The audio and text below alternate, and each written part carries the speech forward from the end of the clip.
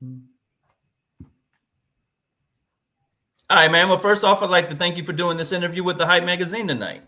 Oh, man, thanks for having us, man. It's always an amazing opportunity when I get to talk about one of my favorite things, and that's the business of music, man. So thank you so much for the opportunity and the platform to speak to you and your audience. Yeah. So to get started, let's tell the fans and listeners who you are and where you're from. I'm Kingpin, a.k.a. RapJuggernaut, and I'm based out of Atlanta, Georgia. And I work with a company by the name of Artist Revenue Solutions. I work with them, for them, co-founder, marketing, and do all of those different things with them.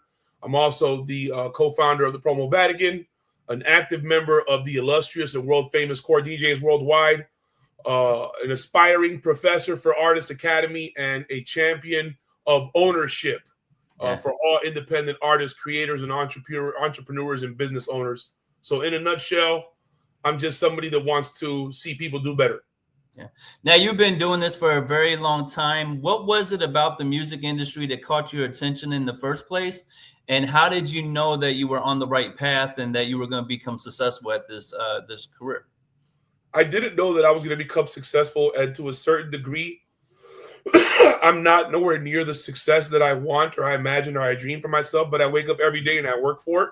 Okay. So I don't want to speak like from a place where I've arrived, because I still have so much more growing, so much more building. The music business evolves too fast. You know, TikTok wasn't around 10 years ago. So for somebody to say that they're a TikTok expert today, how? It takes 10 years or 10,000 hours to become an expert. And TikTok changed from what it was 6 months ago, let alone 12 months ago, 18 months ago, and so forth and so on. So the one thing that captured my attention for the music was exactly that. It's the music is the soundtrack to my life. There are songs that I could hear today, right now, and if you were to play them, I would shed a tear, not because of happy or sadness, but because of that nostalgic moment. It'll take me back to it. And that feeling can be overwhelming for me sometimes. So music still has that control over me. I can feel powerful lyrics. I can feel pain. I can feel inspiration. I can feel motivation. And it's all, all spectrums: Spanish music, reggae music, pop, gospel, rap, hip hop, you name it. I dibble and dabble on all of it. But to answer the original question, man, it was just music has always been something around me. And I was working a square job. My younger brother was living with me, and one of his friends had came home from school and asked me to take a look at a contract. I didn't know anything about music business or the contracts. Okay. But I know what a bad contract looks like when I see one. So I had mentioned it to a coworker. I was talking to a coworker the next day about it. And another one of our coworkers came in and he's like, "Man, you know anything about the music business?" I was like, "No, not really." He's like, "Man, but I got a recording studio, man. I would like for you to come by after work, to see it." I went after work. We worked the night shift, and I didn't leave the studio till 7 a.m, and the bug bit me. And that was Tenardo and Vince over at Lava Sound in Tampa. Shout out to those guys. They welcomed me into the studio and showed me what it is that they do. And I fell in love with it, man. And I fell in love with trying to figure out how to be the best at it. You know what I mean? I was never afraid to work. I grew up, you guys have heard me tell the story 1,000 times. Everybody in my family, everybody that I've known growing up has always been a boss. They've always been responsible for other people. So hard work, taking care of your team, putting others first, like those are all things that I grew up around and being taught and being raised on. So when it came to the music business, it was no different. It was a natural transition for me, you know what I mean, to go hard or go home. So hope I answered your question.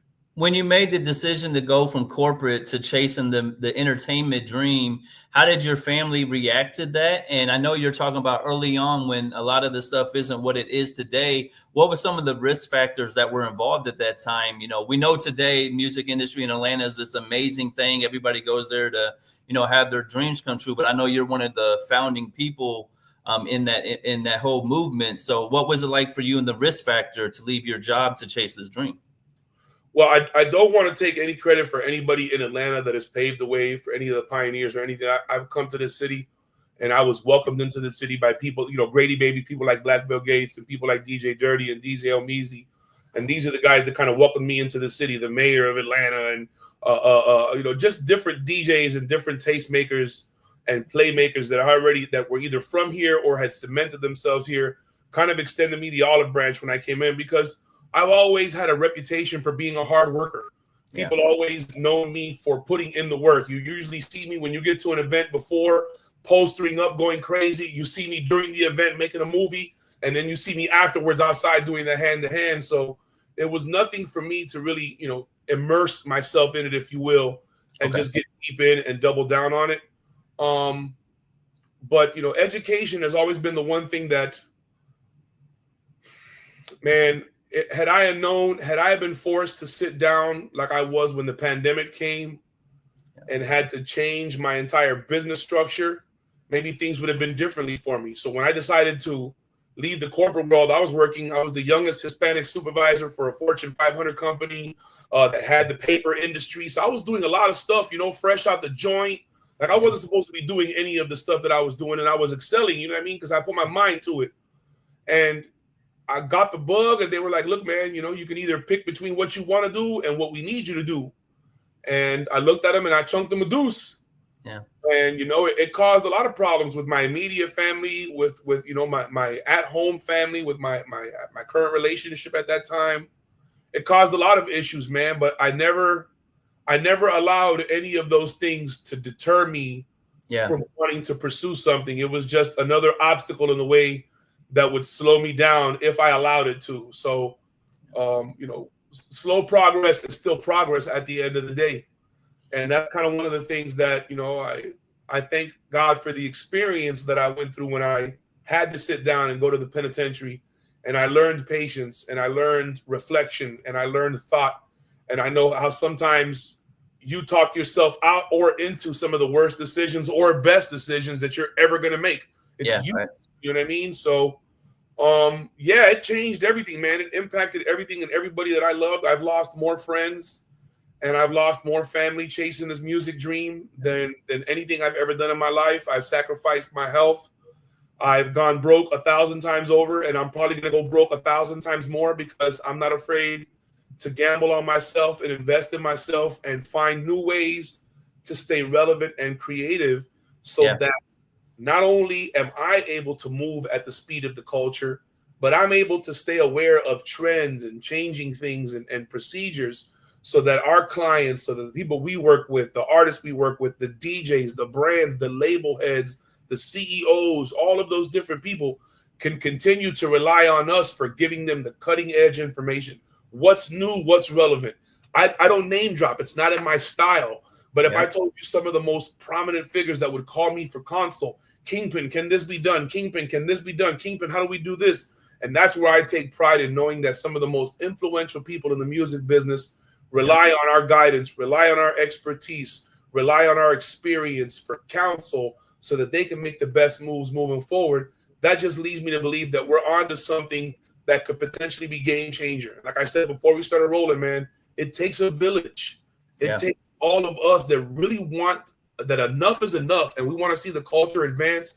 It takes enough of us to get mad, because make no mistake about it, money makes it happen. It takes money to make things happen. Yeah. Anger is what gets it done. When you've had enough, when you're PO'd, when you're pissed off, just get out of my way. I'll do it myself. Yeah. And then it gets done. And when people apply that energy, right? Having emotions is not the weakness. It's not being able to control those emotions. Therein lies the weakness. And most of the decisions that we make around our music, around our content, around a lot of the different parts of the entertainment industry are based off of emotion. Yeah, facts. I feel people want to hear this. I feel my fans want this. I feel I need to do this. I feel the fans want to see me on an influencer campaign, or I feel the fans want to go see me do a 4 shooters only, or I feel this, or I feel that. And what you feel is the darkest and brokest and ugliest, scariest place on earth. Yeah. Because what you feel is based on what's going on around you right now. Yep, emotions. You know what I mean? So I don't know, man. Yeah, it changed everything for me when I decided to do the music stuff, and it's still changing everything for me. I provide for my family off the music business. So, yeah, I want to highlight that for you because I know a lot of people are becoming familiar with you because you're becoming this podcast guru, and you and Tony are doing the Uncut Game that we're about to get into. But I want to highlight that for you, Kingpin, because I came in contact with you early on with the Promo Vatican. Like, you're known for You used to be doing the street campaigns anywhere you went in the world, and with major events, you were there. Can you give us a little history of what Promo Vatican is, and like what's one or two of the dopest rollouts you were a part of, or something you and your team did that people never knew it was you or you didn't get your credit for? I've never won anything that I've gotten credit for. I'm Googleable. Yeah. Right. So when you search Kingpin Productions, you're going to see me out there passing out the first cocaine music and CDs on the beach. Yep. When you Google Kingpin Productions, you're going to see me out there at the first TJ's DJs, at the old Ozone Awards. So, you know, I don't want to, I feel that whatever credit or recognition I did or didn't get was well-deserved. I either didn't know how to adjust the spotlight, or I helped somebody else accomplish a goal, and they're better off for it today. They needed us to come in and contribute so that they can justify their expense to finish paying their mortgage. Like, I don't live in a fantasy world. I live in the real world. And I understand that sometimes, an artist wants to put the best street team out there, and you want to have all that stuff, and you don't have the resources. And you know what? I'm going to be the first one to tell you, man, that I lost connection to my camera. Yeah, your camera went out. But you're good. I'm still, we're there. I'm going to be the first one to tell you, man, and I'm not throwing nobody under the bus, but Bigger Rank going to co-sign this. When Jeezy was out there doing the BMF mixtape, when we went out there crazy, that was 6-7 of us sleeping in a 2-bedroom, passing out 5,000 CDs, stuffing them in 3 days, passing them out 10,000 CDs by hand, going crazy. Yeah. And this is somebody that was signed to a major label, had platinum records, was doing $45,000, $50,000 shows at the time. Yeah.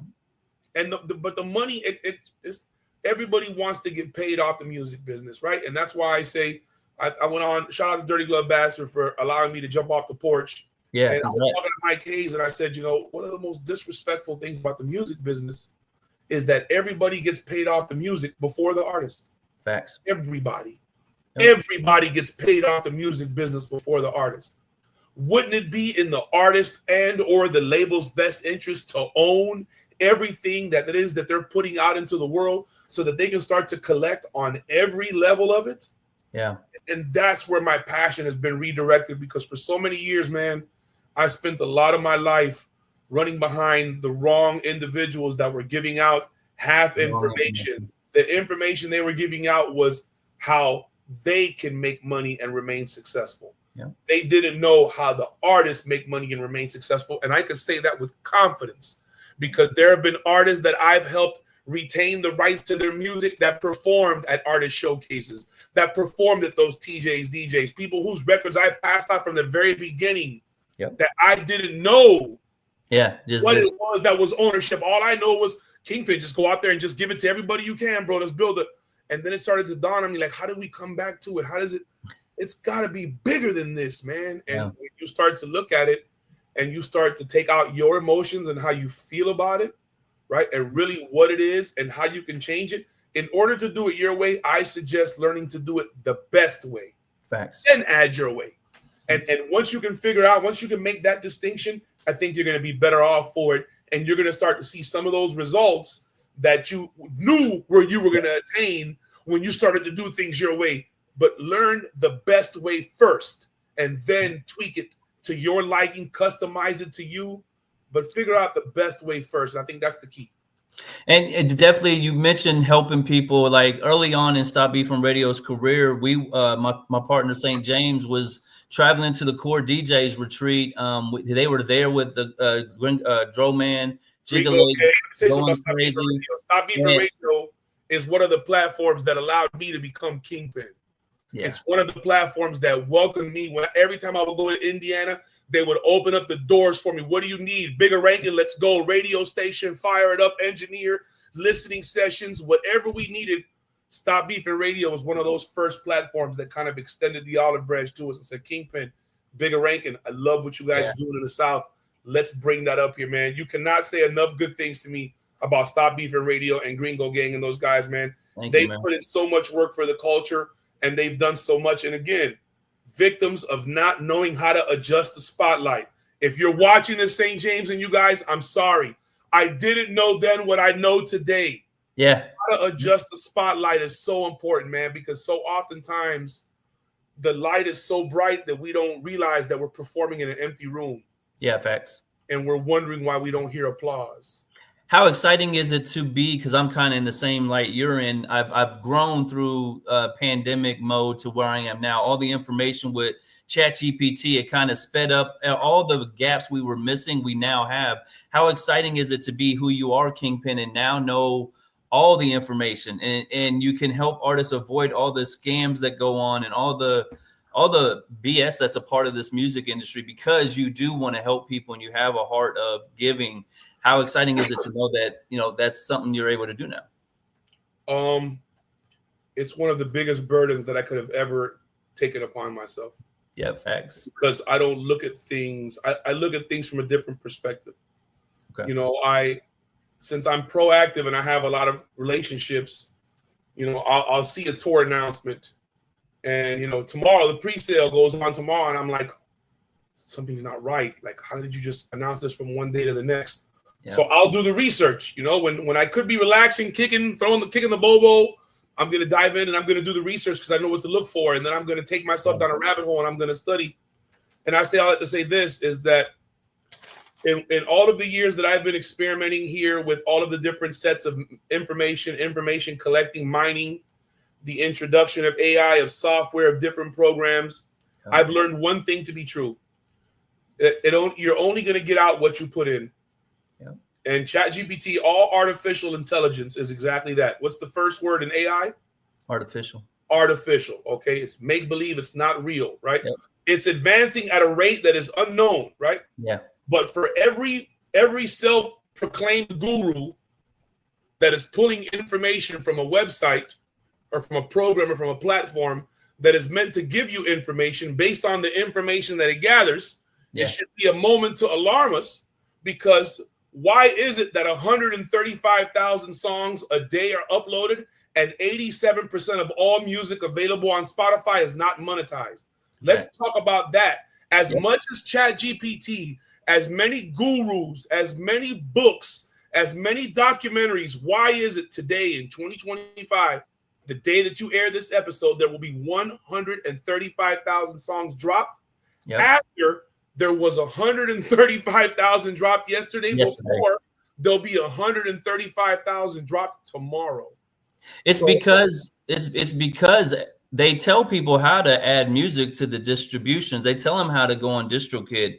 Nobody doing what you are doing and teaching them this game. Like, there's nobody. I mean, Wendy Day, salute to the guru. If you pay attention to what she's doing, you know how to get your song and get the back end right to where when you play it, it gets monetized. But what you're teaching people is, once it's out there, how do you optimize your social media? How do you optimize all your platforms so the whole SEO works for you? And I think that's so valuable, because I think it's just not artists that you're helping. I think you could really help DJs. I think you could really help CEOs. I think the music industry is a tech company, so you could give all this information you are providing with Uncut Game to the world. So, I mean, I know you love artists and helping, but the information that's the point is so behind valuable. The Artist Academy. Myself and my wife, through her studies and her involvement in her pursuit of a degree in psychology. Oh, dope. We've come up with several different programs. We developed a music pathway for artists that are signed to labels, and labels want to know where to allocate their resources.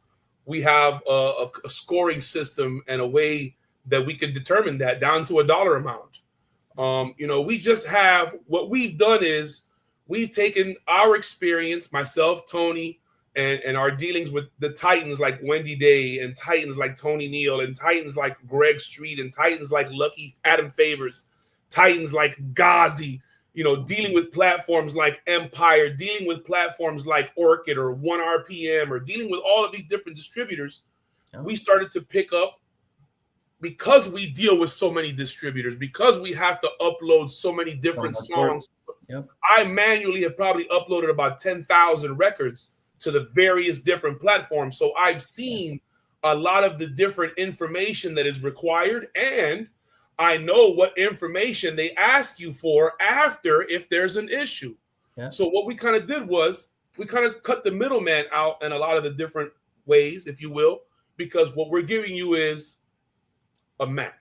Okay. You still have to jump in the car. You still have to lace up your boots and get your book bag and follow this path. Yep. But now you have a map, and this map is going to steer you away from the alligators and the tigers and the lions and the grizzly bears. And it's going to keep you on a populated path with a stream of water next to you and plenty of firewood for you to stay warm. And you know what I'm saying? Like this, what this map is, because we've had to go down this path. Brother, I've been in clubs with Bigger Rankin where we've been on there doing meet and greets with artists and promoters that have gotten swindled by somebody who is claiming to be that artist manager, has gotten over for $10,000, $15,000. These people have walked in the clubs with guns ready to kill somebody behind this $15,000. And that's a clear indicator, is that how do you prove that you're not the person who took the money? Where is that information? Who is your website? Like what's going on here, my guy? Yeah. And when you'll find that when some of these artists have momentum, that's what we did on the Uncut Game podcast. I don't just want to talk you to death.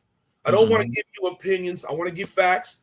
I want to give you instructionals. Every week, we're giving away a cheat sheet. Every week for 8 episodes so far, I've given somebody a cheat sheet. Yeah. These are the leads and the information that I used to build my systems. If you want the leads, here you go. You want the system, we have the services. artrevsoul.com/inquire. Anybody that is interested in knowing what we can do to help you, how about we return the favor and pay it forward? Anybody that goes to artrevsoul.com/inquire can request a free artist audit. That means you're going to go in there, you're going to type in 4 questions: your name, the name to your most recent release, probably one of your social media profiles, and a link to your streaming profile or your song. Yeah. And that's it. And our staff is going to go back and we're going to review it. How do you know? We're going to give you the screenshots of every single thing that we encounter, good or bad. Everything that we encounter that is a disconnection or a fracture in the system, we will make a suggestion as to possibly why that could have been. And 9 times out of 10, as we conduct the audit, we'll be able to prove or disprove that theory, because all of the information that we need to move the algorithm is publicly available. Right? How does DistroKid know that you're not providing the right information? It's your song, jackass. Right. How are you not providing the writer names? How are you not providing the lyrics in edited and regular form? How are you not assigning roles? You be just paid for a cover. You don't want to assign and give the graphic designer cover on your album. So when people go look on the Apple Music credits, it shows that you went to Uptown Graphics to get your cover because you begged them to do it for free, jackass. But you don't even want to do that. You want to stand and you want to pontificate. You want to say you make all of the good music and nobody else does. And everybody around you is the boogeyman and the music industry is made to fail. No, it's not. There's so much money in streaming. It's ridiculous. That's why these corporations fight tooth and nail to own your content, to own the rights to release your music when they want to. They give you all the money. You put up the golden egg. I said this. That's why they sign you. Yeah. You know what they give the goose that lays golden eggs? They give you more shit to eat. They don't change your diet, my boy. When you lay a golden egg, they give you the same hay and crap they gave you before you laid the golden egg. And when you start laying golden eggs, you don't get moved. You stay right where you at. You don't lay golden eggs no more. Then in the pot you go.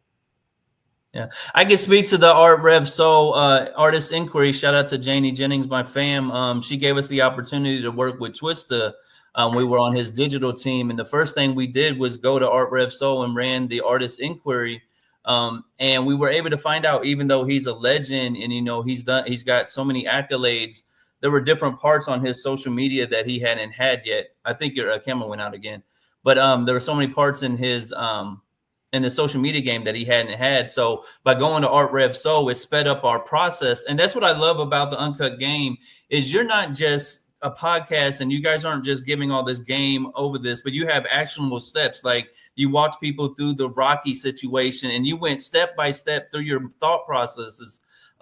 How do you go into that mind frame? Like when I'm an artist, I'm at a conference with you, I'm Joe Blow, I've got the best song in the country, go check me out. What is Kingpin checking out? I know a lot of people misunderstand what it is we look for, but maybe you can let them behind the curtain a little bit. So when you first look at an artist to see if their talk is what it is? What are you looking for? That's why I asked the simple questions in the audit, right? What's your name? What is a link to your most recent release? Yeah. What's your Instagram, Twitter profile? What's your YouTube link? Those are, simple questions, because I want to find your music how a fan would find your music. Yeah. If I'm a fan and somebody's in the car and I hear, I'm like, what's that? That's so-and-so. I'm going to go to my preferred platforms and I'm going to type in so-and-so. If it doesn't pop up immediately, I may type in the name of the song and then go down that rabbit hole. Yeah. So one of the things that I look for when I start this journey for the artist is I start to look for the connections, because ultimately what I'm concerned with is the breadcrumb trail. Because how does the story, we all know the marketing funnel is it looks like a big old V, right? It looks like a funnel that you put oil into the car, right? Awareness, interest, desire, and action, right? And that's a rule of marketing. That's not something Kingpin came up with. That's just the way it funnels down. Yeah. So if we start to look at the marketing funnel of things, we start to understand, okay, most artists are going to be perpetually, forever stuck in the awareness phase. Why do you say that, Kingpin? Because one of the first things I'm going to do is I use different platforms. Some of them like Spot On Track, for example, where I'm going to take your Spotify link and I'm going to go over there and I'm going to add it and see how many other Spotify links are linked to your main Spotify link. Because all of this information is public information. I'm going to search and I'm going to check, and I'm going to check for your bios. Do you have an optimized bio on Apple Music? I'm not even going to bother to look for the other stuff. First thing I do, I open Apple Music. I'm looking for the top picture. Hasn't been updated. I look at, it's an album cover, not optimized. I'm going to scroll to the bottom. No bio, no artist questions. Apple asks you 5 questions inside of the app. Yep. And inside of the app, when they ask you those questions, hold on one second. You go. This is bigger. Inside of the app, when they ask you those questions, you have the ability to be able to narrate your own story. You can provide your favorite songs. What songs gave you an inspiration? What are your biggest music moments? What's left on your musical bucket list? I want you to think about the things that you could do once you're inside of these platforms. I want you to think about the access to the information that you have once you're inside of these platforms. Why these platforms want you as a creator, as an artist watching the SBR Talk Series podcast. Why does Apple Music, how do you know? Better yet, let me ask you. How do you know that Apple Music wants you to advertise that your music is available on Apple? Because they hear you complaining. Oh, I don't know how to make assets. So Apple tells you, no problem. Get access to the Apple Artist Dashboard, and we're going to give you a picture, and we're going to give you a video. You got a music, you got a song, that's a picture and a video for the song. You got an album, that's a picture and a video for the album. You got a music video and so forth and so on. Here's another one they're going to give you. They're also going to give you advertisements, graphics to announce all of your achievements. 1,000 streams added to so many playlists. All of those things are things that you complain about nobody being able to make for you to push your records. Apple creates them for you, gives you a custom link that you could use and share in your stories for your calls to action so that people can click on. Because guess what happens when people start clicking on that link from Apple Music? It shows Apple Music that you are, in fact, that artist. Yep. So now your music connects from Instagram to Apple and Apple to Instagram. Now we're talking a whole different series of unlocking capabilities. Yeah. Now we can really do some different fun things. And I think what most artists fail to realize, man, is that whenever you tell somebody, man, I'm so-and-so, when they go looking, what will they find? Yeah. Have you, as an artist that releases music on all platforms, have you bothered to download that app and see how you show up on that platform? Jackass? Is it a baby picture? Is it a gray microphone? Is it no picture? How are you the baddest on earth, bro? How are you this astute businessman? How are you this mega hustler and you don't have the things together? Now, that's where the industry knows the fix is in. Yeah, that doesn't matter to the fans, bro. Yeah. But to the people that get paid off the music industry, that's when you know somebody is paying their way through the system. So let me submit my invoice. Because that's the reality of it, man. It's a hard conversation to have because I work with a lot of artists and they have this misconception that numbers are real. And I'm like, the numbers aren't real. Like, if you know what you're doing, there's ways around all this stuff. So all you can do is just try and build a organic fan base. We mentioned Gringo Gang, and that's what we really were doing. We were touching all the people, going to the right places and, trying to build with that. But it's really hard because there's not a lot of game out there, but that's what Art Rev Soul provides. So how did you and Tony meet, and what was it about your guys' relationship that has brought us to the Uncut Gang podcast and, you know, stepping out into this new arena for Tony, you know, kind of make him a public person when he's always been behind the scenes. Yeah, you know, kind of birds of a feather, man. Great minds think alike. I met Tony when he got out of jail. I've been friends and business partners and business associates and employee, whatever you want to call it, of Wendy days for many years. Yeah. And Tony, he was, you know, in his situation, and, you know, he was with Wendy. And when he came home, you know, we ended up chatting a few times, and we politicked and we talked. We bumped heads at the studio, you know, and we sat down and we smoked plenty of gas. We really kind of caught an affinity to each other because, you know, Tony's a no-nonsense kind of guy. He doesn't really want to joke with you. He's kind of stiff. And he's about his business, you know, and because he survived, you know, 20 plus years in prison. I'm not trying to tell his story for him or paraphrase it or minimize it, but he survived. He came out of prison with his mind, with his manhood, and with a passion to proceed forward. And most people don't leave prison with the trifecta. Yeah, you know what I mean? And he was one of those guys, and we kind of bonded. And he came over. I lived on the south side at the time, and he came over to the south side, and I had the man cave converted into, like, you know, this power dungeon room. And he popped up a coffee table, moved around an 8-foot table, hung some calendars on the wall. And he's like, man, I'm going to come over here. We're going to work, man. And we started to kind of build, and I was going outside. He was helping Wendy. We were getting clients in. We were moving around. A lot of things were happening for us. And then, boom, the pandemic came. Yep. And it was just like, okay, you know, you and I, Tony, you know, we said to ourselves, you know, we're two of the, you know, kind of, we're not slow. But we're kind of, you know, the, you know, stronger hustlers of the people that we do know that do what we do. Yeah. How are we going to change our business model, bro? We're outside 20 days a month and have been for 6-7 years. That's how everybody knows me. Yeah. Yeah. What do? Do I got to dye the beard red? Oh my God. You know, shout out to Fat Boy Rhymer, you know, all the people that did what they had to do to make sure they were memorable. Everybody will be seen. Will you be remembered? And I was just like, how do we get this? And then we started to research, and we started to see how some of the things that we had did before really weren't getting that attention. And it wasn't because we didn't do a great job or we didn't have the best quality or we didn't have the best support. It was because the more research we did into it, the more we found that there were fractures or disconnections in the communication train. And then you start to look at things like, so you mean to tell me that this song made it from the engineer to the artist to the label to the mixer master back to the artist to somebody on the label uploaded, and it still got added to the distributor with 3 minutes of silence at the end? Nobody fucking caught that, bro. Yep. You see what I'm saying to you? Nobody thought that when you guys were filming this music video with this prolific videographer and all of these extra bells and whistles and the Ferrari and everything else, nobody bothered to see if we have a clean version of the song so the video director can make a clean edit. Because at the end of the day, what's the point of having a video director if I'm not going to be able to pick it to network TV? Yeah. Right? Like, all of those things got overlooked. And the more I started to look at it, the more I started to find the common issues or the common causes of these things. And then Tony brought a wealth of information to me that I had never thought was possible. And I'll tell you a funny story with Tony, not to be long-winded, but one of the first times he came over to the man cave, he sits down, he grabs the remote control, he's sitting behind me, and the screen, the menu on the TV pops up, and he starts typing in numbers. And I'm like, bro, what are you doing? You know the movie codes? What in the rain, man? And he's like, you're a jackass. Your remote control has letters like a phone, bro. Just type in I was spelling out the name of the movie. I just literally thought like he was Google, like he had all the answers. And that's why we call him OG, you know, because at the end of the day, Tony has lived, you know, we joke about it. We call it a Forrest Gump life. And I'm not telling his story for him. Tony has got ample opportunity to tell a story. I'm just giving you guys a glimpse into me and my business partner. Tony has lived a Forrest Gump life. He's seen so much. He's done so much. He's survived a lot of things that were meant to kill him and destroy him. Yeah. He's learned from a lot of things that some people refuse to learn from.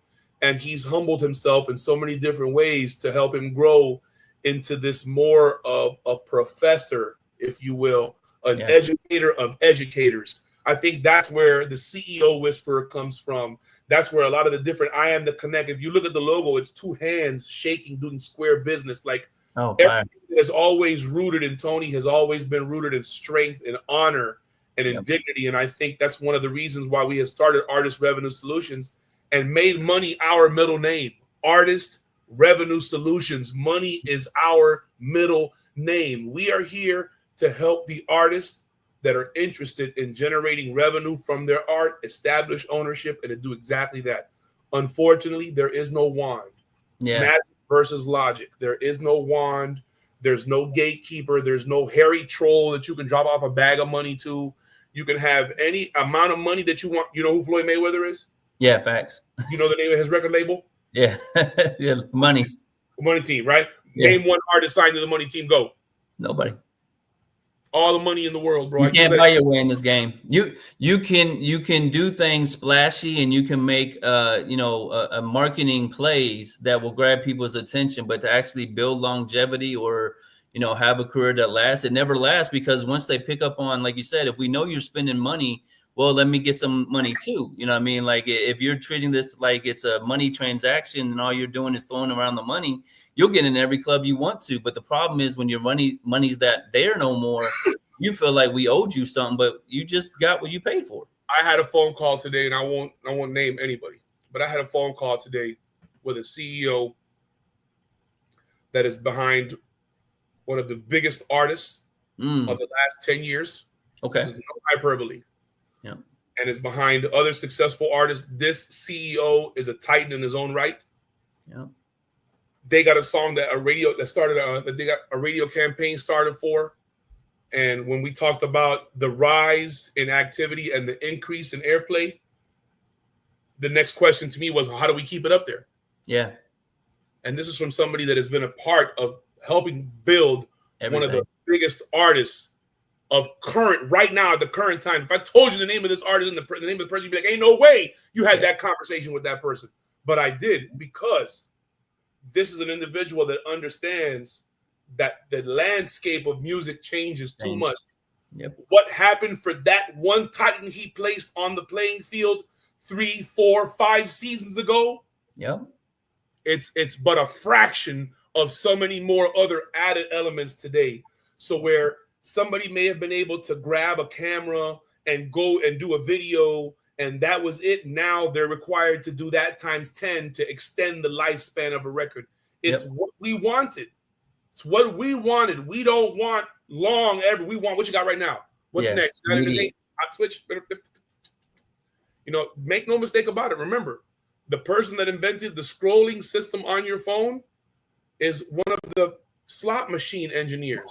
I heard that. A person who works at a casino, a person who engineered an addictive slot machines. And that's why the scroll up or down to refresh it, to get new information. It's all a mind thing, right? So if you understand that, then you understand that the color of your album art it's impacted by the seasons. If you really want to get down to the science of it, if you don't, cool. Do you think because of all the recent shakeups of the industry, all the people that know this stuff are no longer there? It's more algorithms and, that type base. Does the information you, Wendy, Tony possess now bring more value to who you are? You guys have always been the kings of what you give in this game, but now there's nobody that does it now. So are you seeing an influx, like you said, that legendary star? They just don't know how it changed, and they can't figure it out because everything's gone digital on them. There's consequences for telling the truth. Yeah. And one thing that myself and Bigger had talked about one time, and Wendy, was that until I had a platform or a voice that was strong enough to be heard without sounding as a complaint or as a gripe or as a bitch or as a whine, I didn't want to speak. And in order for me to speak as powerful as I do, with as much conviction and as much authority as I do to the people on the podcast, on your show here, on any time I'm given a microphone, is due to the fact of the comfort I am in the truth that I have uncovered in my journey to continued success. Yep. Right? Because success is not a destination, it's a degree. Small goals build up confidence, and they get you right. That's why the college teams, they play the warm-up schools, and then they get into, because they got to get their mojo right, baby. It's no different, right? So to answer your question, more people leaving the machine and coming out into the world. Here's the thing: if they knew what they were doing, they're not struggling. They're redefining, they're redeveloping. Times are hard for everybody, bro. Times are hard for farmers. Times are hard for school bus drivers. Times are hard for the trash man. Times are hard for moms, for grandmothers that sell eBay. Like, times are hard for everybody, bro.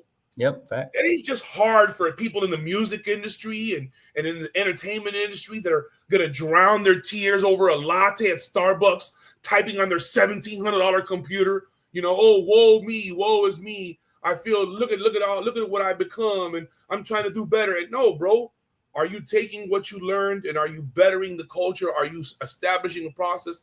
Did you find the flaw or a glitch in the matrix? Can you exploit it? Can you correct it? Can you identify it? Like, what are you doing? What did you learn when you worked at these labels, bro? That you had that anchor to 10 or 15 people? Somebody's at my door. 1 second. Let's see what's going on.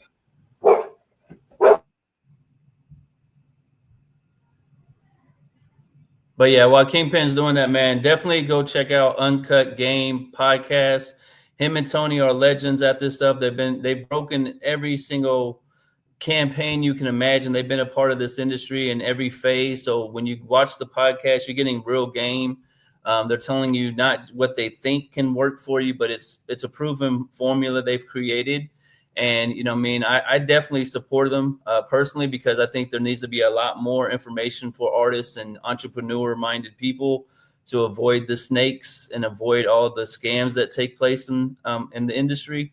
But yeah, it's definitely a great thing. artrevsoul.com. You go there, like I said, they'll do the audit for you. So if you're an artist and you follow SBR Talk Series, you don't know what you need to do next to monetize your page, or you don't know why you're dropping songs and it's not getting the numbers that you were looking at, go to Art Rev Soul, do the free inquiry. A lot of times you'll find out that you have a social media page that's not updated enough, or you're not getting blog placements where the Google Analytics SEO is adding you to the Google when we search your name. So there's a lot of things you can do, but he highlighted early on in this conversation, it takes a lot of work for this. So definitely just telling them, man, they got to go to Art Rev Soul to get the inquiry done, because if you don't know what's stopping your career from winning, just go there real quick and do the inquiry. You don't know what you don't know. You don't know what you don't know. You don't know that you may have done something when you first released your music that has triggered or dominoed or snowballed into so many other issues. You don't know. You don't know that, you know, man, I'm doing all these features. I'm hot. So everybody wants to call me. I'm doing $500 features. But every time they release a record, they're uploading and they're creating a new artist profile for you by default, creating multiple profiles for you on some of these platforms. That creates a nightmare for the algorithm. That creates a nightmare for search results. Don't you want to run ads? Don't you want influencer campaigns? Don't you want your favorite TikTok creator or favorite YouTube streamer or Twitch streamer, Kai Sonata, iShow Speed, any of these guys, don't you want them to like your song so much that they use it? What do you want them to use? A sound from their phone that they're going to upload that says no, or original audio, or it belongs? Or do you want them to go on and use the sound that's available on Instagram and TikTok? And then when they get there, don't you want your profile to be active so they can follow you from that sound? And when they follow you, don't you want to be able to open up your TikTok and see all of the people that are making videos for you and interact with them and pin? Because, oh my God, people really like what I'm doing, bro. Holy shit. Yeah. Listen, man, it takes 18 years to become rookie of the year, man. 18 seasons to become rookie of the year. You got to play all through Little League. You got to play all through junior high. You got to play all through high school. You got to drag your ass through college. Then you get to go to the pros, bro. Yep, and you got to hope that you shine in the pros. Or you know what the difference is between those guys and most artists is that all of those guys were coachable. Yeah. All of those guys had to get the best brought out of them, either through a system, through self-motivation, because of surrounding, they flourished. But they were professionals, not because they're able to get paid what they do, but because they did what they had to, regardless of situation, circumstance, or surrounding. And that is what makes a professional. And that's why I think me and Tony are professionals at what we do. There is no competition, respectfully, because nobody offers the service that we offer. And I look at the Uncut Game podcast as an infomercial for Art Rev Soul, because you guys highlight a lot of the techniques and stuff. What made you start giving the free weekly new checklist, and what's the response Tony's giving you when he is on the pod and he opens up the checklist for the first time and he sees what's one of the responses you've gotten? Tony's an optimist, and he's also a realist. Yeah. So he's very hopeful that all of the information that we share, that somebody is going to listen to it and grab onto it. He's also a realist in the sense of where he believes and that people don't want to hear it. People are just tired of hearing it. And that's kind of why we have the podcast, because I'm the doomsday theorist. I'm the one, you did it wrong. Here's the problem. And he's like, no, it's not that. And we give each other a balance. And me and Tony, we spar constantly on releases, on services, on platforms. So, to answer your question, when I was doing the cheat code, I always found myself answering emails. Wendy would send me emails or whatever. Hey man, somebody would, chime in. Hey Kingpin, I watched the cheat code and I really wanted to ask you this. And, so I found myself jumping on Zoom calls with people, and it was like, man, I'm tired of repeating it. Yeah. You know what I mean? And on the cheat code, I got to spar mentally with two of the most astute music minds that I know, which is Ferrari Simmons, his finger on the pulse of the streets, right? Literally, right? He can tell you when it's slowing down, when its heart rate is going low, and it needs to be woken up. And then you have Wendy Day, that is one of the trailblazing pioneers in the music industry. Not that she's a woman, not that she's a white woman. Yeah. All of that stuff goes out the window when you really talk about the titan that she is. All of those things are like, oh, and for real. You know what I'm saying to you? So when I was on the cheat code, I was able to discuss and kind of bring my energy and then have it matched and balanced by Ferrari. He was conducting the interviews, and me and Wendy got to go on, and we showed our chemistry. And we really, all three of us really work together. We really work clients. We really work projects together. So we kind of deal with each other. At least they deal with me. I love them to death. They tolerate me and my craziness and my wild ways, because I'll get in the group chat at 3 a.m. and start sending memes and reports, all kinds of stuff. And it's just wild. But God bless them. They love me and I love them back, and they love my family. And I'm so thankful for their support. But when we were on the cheat code, we didn't give out any actionables. Right. We gave a bunch of great game, and we gave a whole bunch of, this is what really goes on back here. And we weren't afraid to talk about it. And because we had Wendy Day, who's negotiated some of the most influential and largest and staggering number contracts in the history of music, and has been responsible for some of the most prominent figures, even having a name, right? And then you look at Ferrari with what he's done with radio and what he means to the Atlanta market, being from Florida, like all of these different things. We weren't giving any actionables, because at the end of the day, we were kind of good with giving the information. And then Rari got hired back on at the radio. Wendy started to build the incubator program. She had focused on some laser surgery. She was going on this weight loss journey where she was kind of rejuvenating herself, gearing up for the next quarter or the next phase of her lifespan, if you will. Yeah. So we kind of took a moment off from the cheat code and let it marinate a little bit, because the information is exactly that. It's still relevant. You can go watch the cheat code episodes today, come back to Uncut Game Podcast, and all we're doing now is I'm giving you the steps. I'm giving you the what you needs. Before I didn't give you the what you needs. Now I'm showing you what you need. Now, if you want it, you can come get the service. If you want to learn how to do it, you can join the Artist Academy. If you want the information so you can learn your own way, here it is. None of this stuff is a military secret. That's why I don't mind giving it away. It's information. It's the information that I ask our clients for.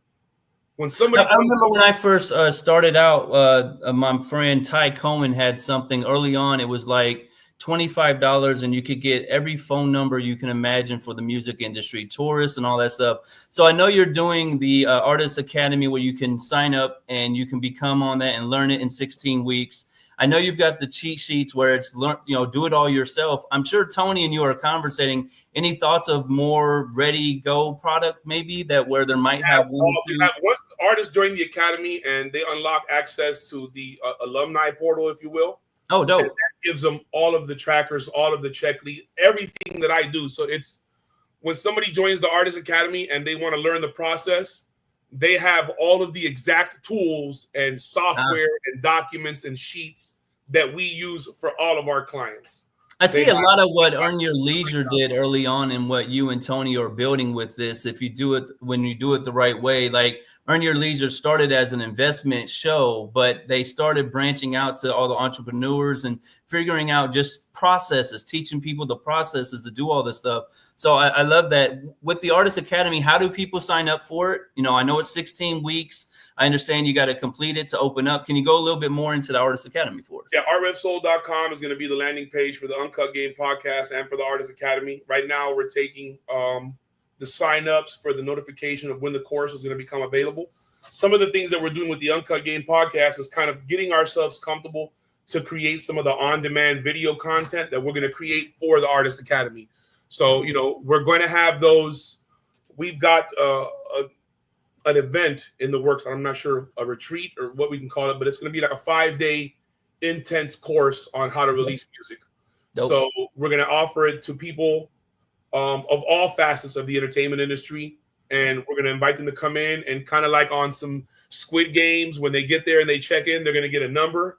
And everybody that has that number, tag you on a team. One of the first things you have to do is establish hierarchy, get to know people, because everybody is going to be separated on those teams based on their strengths, right? So there's not going to be 10 CEOs on one team. Every team will have one person that we feel meets the criteria to be a CEO, and so forth and so on, and then allow them all to bring some of their different expertise to some of these teams. And so once they get the hierarchy, okay, cool. You've already got it. Now give us a record. You have to release a record and you're going to want to drop it tonight, like most artists do. So let's go from there. And then when they give us that, this is what you did wrong. So the person that gets it close to it, here's what you get. You get the cheat sheet, the document on how to release a song and track info for the completion of the course, because every time you do something as close to accurate as possible, we're going to give you and your team access to that tracker or that program or that software that's going to help ensure success, or at least the accurate metadata mining necessary to trigger the next level. So we're going to have a whole bunch of things like that. In the middle of the night, we're going to have a crisis where the song is going to be a problem, and they're going to be contacted in the wee hours of the morning, and they're going to be expected to have an answer by 10 a.m. when the office is open in California. Like, all of those different possible scenarios are going to be presented in a 5-day impact course to kind of show people you don't know really what you think you do. Yeah, you don't want. You're here, so that means you're willing to learn, and that's the first step. And now that you're here and you've gone through the course, everything that we use to teach you, everything that we use every day to help our clients and help our artists, you guys now have access to. So it'll be like we work together as opposed to working for you or them working for us or interning. They're going to know our system, and kind of there's power in that. You know, I can write down my recipe and give you my step-by-step, your stove, your altitude, your geographic location, the temperature of your water, gas stove, electric stove, cast iron pot, non-stick, copper. All of that is going to make the food taste different. So we're not afraid. We're not gatekeeping the process that we have to information. But if people want us to do it for them because it is an obscene amount of work, then we have a service for that, artrevsoul.com. We have the Fast Pass. We have extended services. We even have services like press releases where artists can come in and brands, they want to make an announcement, make the payment, fill out the questionnaire. Within 24 to 48 hours, you'll have the press release laid out for you, ready to rock and roll. A lot of the different things that people are missing when they're getting ready to release music, we kind of made sure that we covered all of those bases. Because we're a brand that people trust, and because our reputation supersedes us in almost any room we go in, we're able to provide a different type of service that, albeit new or maybe something that's, you know, redundant, people have already seen, it's never been done to the level that we're doing it. So we're kind of excited about that next level for us in the Academy and Art Rev Soul, is that we've gone beyond so much more. We have direct to DJ where we're helping DJs optimize. And, you know, we've done audits for some of the most influential tour DJs here recently. And we've helped, you know, get some of those guys on pack. I think we have about 25 PDs, MDs that we've helped optimize lately. So that's giving us as an organization an amazing amount of influence, because since I'm not doing it as one entity or one person, and I'm offering it to all brothers and sisters of the DJ world, it's now allowed me to, you know, partner with different DJ coalitions that wouldn't normally, you know, have any type of understanding or respect for each other. but for the greater good of moving the culture forward, of breaking records, of following procedure, of best practices, these guys have bought into the revolution that we're bringing to the music industry, if you will, with the exchange of information, because the information is free, man. It's the hustle that's sold separately. Yeah, I'm glad you went into that. I know we're coming to the end, but I definitely want to highlight, I know you're a big supporter of DJs the same way are. Shout out to Core DJ, shout out to Fleet DJs, got conferences this year. What can DJs do to maximize the podcast arenas? I don't think DJs are understanding how easy it is to play the record in the club and take a video and put it on social media. And I think there's a lot of ways that DJs can start monetizing their lives just the same way you talk about an artist. And I'm going to do Stop Beefing Radio. So you can use Stop Beefing Radio as a case study. I'm going to take everything you're teaching us with the cheat code, with the cheat sheets and everything. I'm going to implement it through Stop Beefing Radio to see where our gaps are. So we'll use that as a test study. But for DJs, what do you recommend, or what are they lacking or not doing right to monetize in this digital arena we're in? It's funny you mentioned that to me. I had a conversation this morning with the head of a DJ organization, his manager, the vice president of a DJ organization, and a prominent music program director in a West Coast state, one of the most prominent West Coast markets for urban and rhythmic music, if you will. And not to throw anybody under the bus, but this DJ, my first question was, do you use Serato? He says, yes, I use it all the time. You've never uploaded a Serato DJ playlist. You've never uploaded a set. So how do you expect to get a plaque, jackass? Yeah. Because you played a song in January? Yeah. It's April. Better yet, why didn't you make the video, tag it, use the sound from social media, tag it? So now when somebody says, have you played it? I played it first, bro. Look at the video. The data is right there. Yep. Right? Most people think that creating content is a chore. And for most people it is, because they want to make it a production. And what I'm saying is that most DJs can't stream because they've never tried to meet the minimum requirements to become a streamer, let alone a Twitch DJ. You got to have a Twitch profile, and you got to meet the minimum requirements to be able to sign up to become a Twitch DJ. Most of these people have never claimed or made their YouTube channel a brand channel. Most DJs will never create a label-specific mix and submit it to a rep at that label and ask for their social media platforms to be whitelisted, so they in turn can go live playing records without fear of copyright strikes or getting their accounts banned. But that's where eating a dose of humble pie comes in, because that's where you believe that those 13,000 followers you have, and the fact that you DJ 3 nights at the bowling alley, 1 night at the strip club, and because you have 2 weddings booked, that you're a prominent DJ, and that's not the DJs they want to endorse. You know, we appreciate your support, bro, but you're doing a great job as it is. We reserve these things for the DJs that have infrastructure. What do I mean by infrastructure? If you don't have a DJ, if you don't have a title profile as a DJ, if you don't have a Spotify profile as a DJ, if you don't have an Apple Music profile, what are we talking about? What are we saying? What are you saying to me? That's the business, man. It's like a Motel 6, baby. You got to pay for the ice machine, sheets, towels, soap, laundry, the lawn man, garbage bags. It's the cost of doing business. You wanted to be a DJ, you want to become one in 2025, then you're going to need email address. You're going to need to check your email address. If you got a Gmail, then that means you have 1/3 of all of the business tools you need, because you have Gmail, Google Drive, Google Forms, and Google Calendars. Yeah, Google Sheets and Google Slides. Get out of here, Jack. What are you talking about? What more do you need than all of the tools to build your empire, to plan your war? They're right there in front of you, on your phone, on your keyboard. And because we want to be rescued, most people don't want to run to safety, bro. Yeah, the bullets are flying and they're balled down, hoping somebody's going to come save them. Nobody's coming to save you, bro. As a matter of fact, they're coming to exploit you. If they come save you, be wary. Yeah. Weary, because they may want everything that you have in exchange for your life. Well, I'll push back a little bit. The uncut game is the safety for artists. If you take the time weekly to watch the show or listen on your podcast, you're going to get so much game, man. I really appreciate it, Kingpin. Like I said, I love what you guys are doing. We're going to help in any way we can. Like Stop Beefing Radio, the Hype Magazine. Like we'll do an editorial every week for you, so I know it drops on weekly. We'll talk after this if you want, man. I'm down to help any way I can. I think what you're doing is amazing. I'd love to help set up some more Zoom calls with DJs I know, or really my Rolodex is yours. Like I love what you do. Thank you so much, man. And I want to see you guys win, man. So if there's anything I can do to help, let Sincere know, or I'll hit you in the DM. But anything else you want to say to people before we get out of here, fam? Man, as always, keep God first. Remember, there's nothing that anybody can do for me to pay me back for anything I've done and anything I'll continue to do. So my only requirement or my only request is that you pay it forward.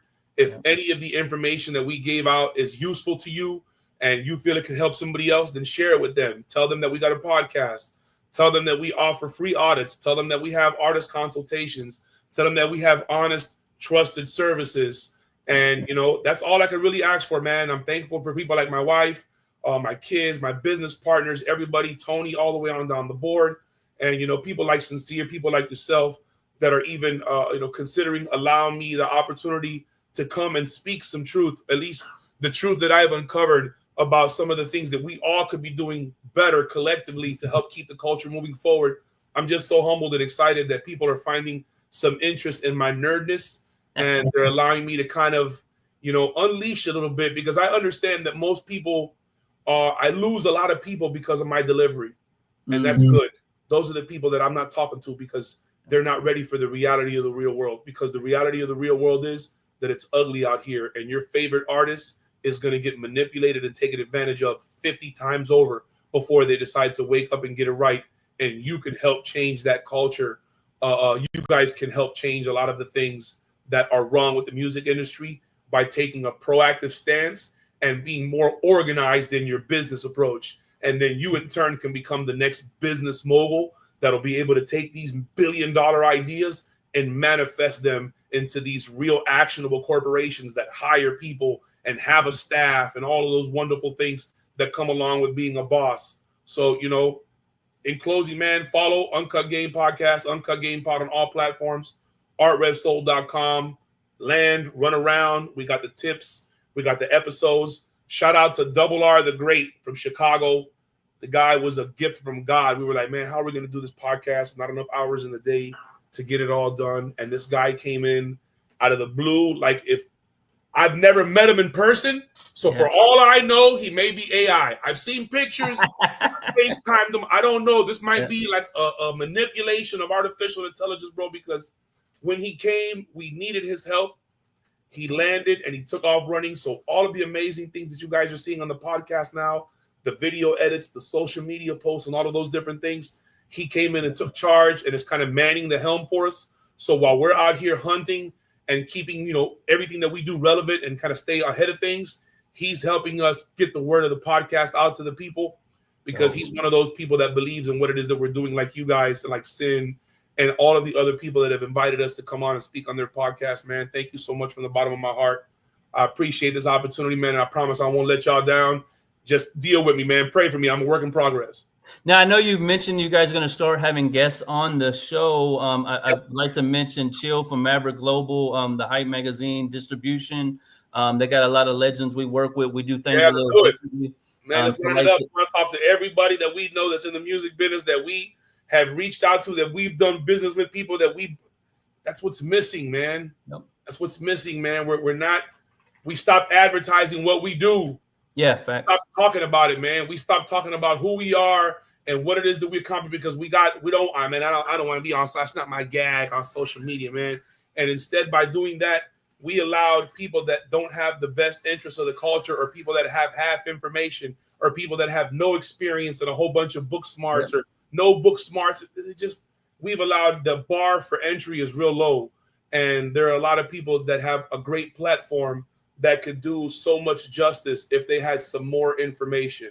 And I think by doing conversations like this, the podcast, the cheat code, and all of the other different people that are out there talking about the real, the truth, the facts, I think the more we're going to be able to resonate and reach those people that have these platforms, and then they're going to start to talk on it and start to see some of these change, because we're just one or two facts away from, reaching the right person that's really going to make a change in it. And, when that moment comes, proper planning prevents piss poor performance, right? So when I'm ready for my opportunity, when I'm called, I want to have everything that I need, right? I want to have it all in order, because oftentimes most people spend their whole career chasing another hit or chasing another viral moment. Look at some of your greatest memes. Those people all have a horror story. It's all sad afterwards. You know what I'm saying? Because it's like a drug, man. Attention is a hell of a drug, bro. And the more you get of it, the more validated you feel. And eventually it's going to come to a point of where there's not enough applause, there's not enough women, there's not enough anything in the world to make you full.